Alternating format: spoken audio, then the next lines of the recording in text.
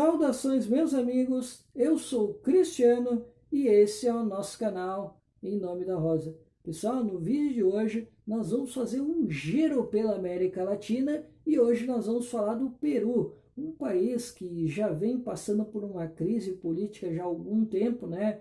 O poder executivo e o legislativo, eles estão em queda de braço já há algum tempo e para piorar ainda mais a situação, o presidente Martim Vizcarra acaba de dissolver o Congresso peruano. Então é mais um capítulo dessa crise política que o país está vivendo e com certeza isso trará ainda mais desdobramentos da oposição que já promete reagir a essa manobra que o presidente Martim Vizcarra acabou colocando para que eles pudessem ser intimidados pelo executivo. Vale lembrar, pessoal, que essa crise política que o Peru está vivendo atualmente, ela não é de total responsabilidade do atual mandatário. Na verdade, ela é anterior a ele. E eu considero essencial para essa nossa análise que nós lembremos de um velho conhecido nosso que também nos trouxe enormes dores de cabeça quando nós falamos de crise política, que até pouco tempo nós estávamos vivendo, né? E eu estou falando da empreiteira Odebrecht, que vocês sabem, né, que cresceu muito durante as gestões petistas, houve um grande incentivo ao setor imobiliário e as gestões petistas acabaram beneficiando muito a Odebrecht e ela ampliou contratos, não só aqui no Brasil, mas ela também celebrou contratos com outros países da América Latina. E hoje, depois de inúmeras investigações, nós acabamos vendo que esses negócios não eram lá muito limpos, né? Eles acabaram reproduzindo muito dos delitos cometidos aqui no Brasil, eles foram replicados também nessas outras nações aqui da América Latina. Então, isso acabou gerando crises políticas em outros países aqui da América Latina e não poderia ser diferente aqui com o Peru, né?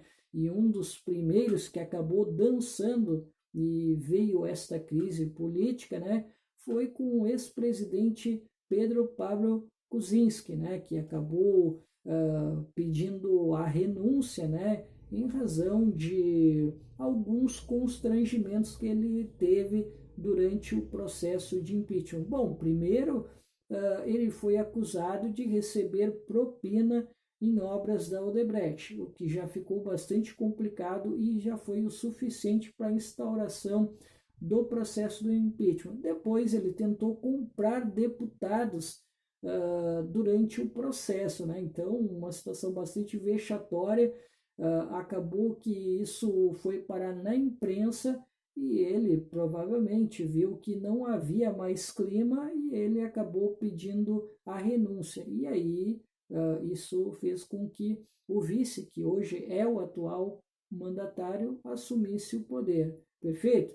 Depois nós tivemos a líder de oposição também dançando nessa música da Odebrecht, né, que é a Keiko Fujimori, que inclusive, né, foi a principal opositora, né, do Kuczynski, né, e também ela concorreu contra o Kuczynski na eleição de 2016. Ela também foi envolvida em um caso de lavagem de dinheiro pela própria Odebrecht, né? Então ela acabou sendo presa também em razão dessas atuações.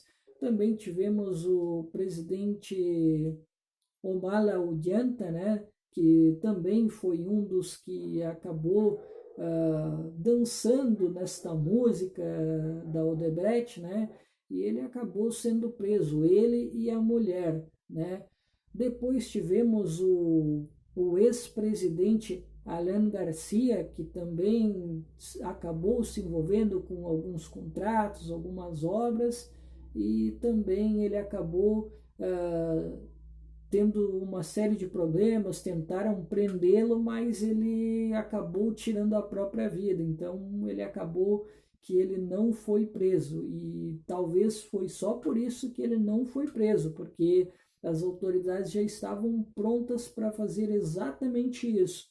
Bom, e depois nós tivemos um outro caso, um pouco mais recente, que foi um que acabou sendo preso ainda nos Estados Unidos, que foi o Alberto Toledo, né?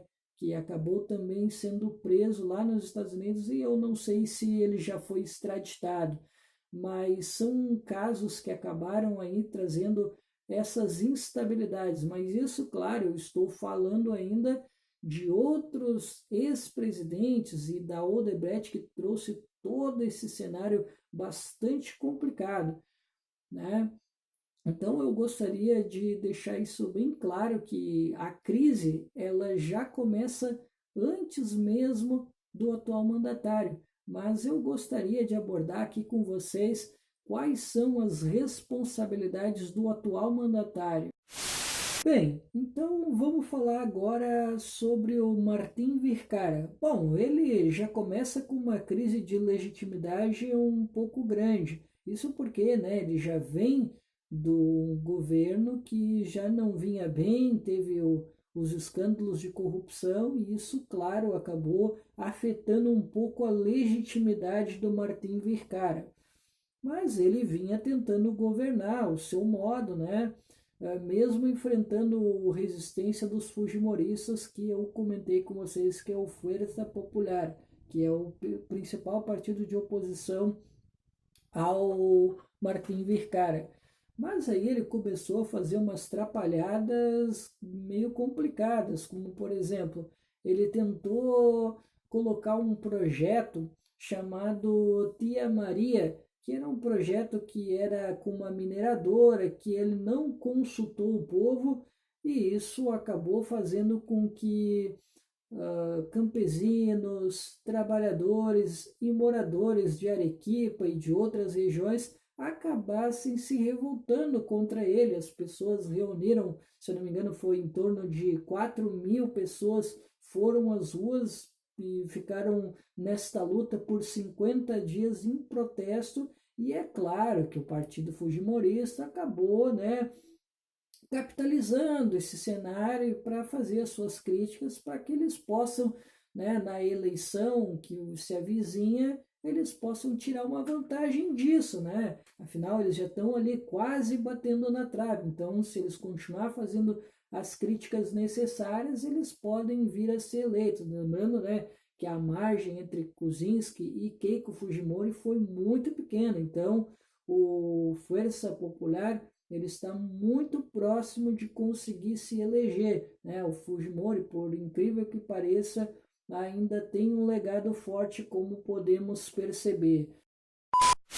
Bom, pessoal, mas retomando aqui ao projeto polêmico que eu havia comentado com vocês, né?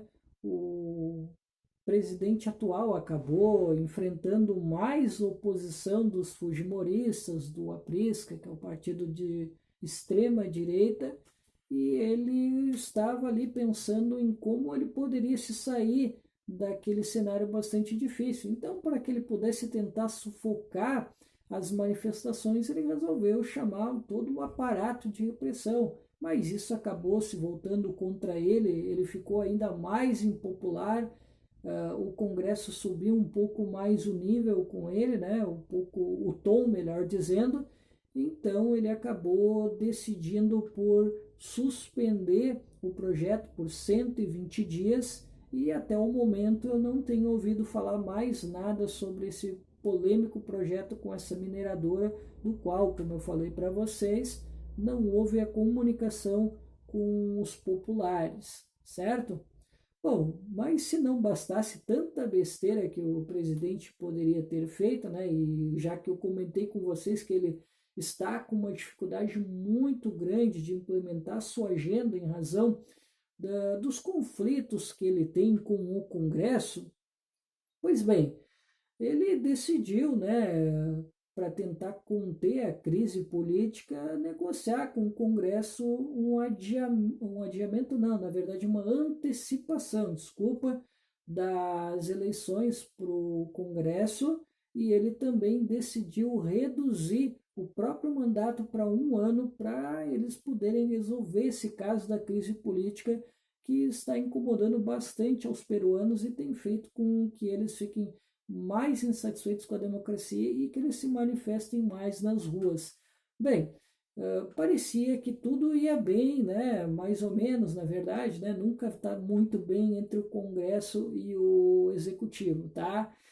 Só que daí o presidente tomou uma decisão bastante precipitada e que eu não consigo avaliar que não seja uma retaliação ao Congresso. Isso porque o presidente ele não queria que o Congresso fosse a uma votação no Tribunal Constitucional. Só que o Congresso não obedeceu, né? E eles acabaram indo fazer esta votação no Tribunal Constitucional e aí o presidente decidiu tomar uma decisão esdrúxula. Aí ele tomou essa decisão de dissolver o Congresso, né, peruano, só que o tiro acabou saindo pela culatra, né, pessoal? Como vocês já podem notar.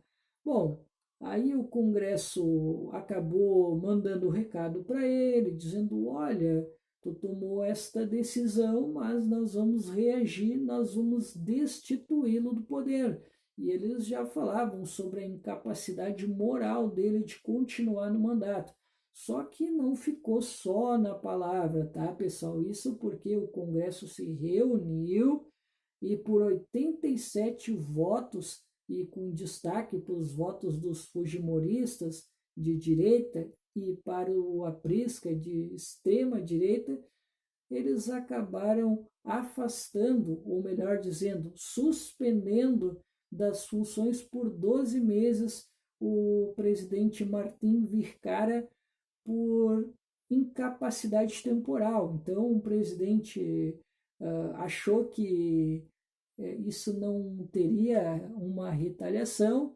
Então, agora nós temos aí um cenário que provavelmente vai trazer ainda mais instabilidade e provavelmente eu não consigo imaginar um cenário que não seja de outros desdobramentos para novas crises na política peruana.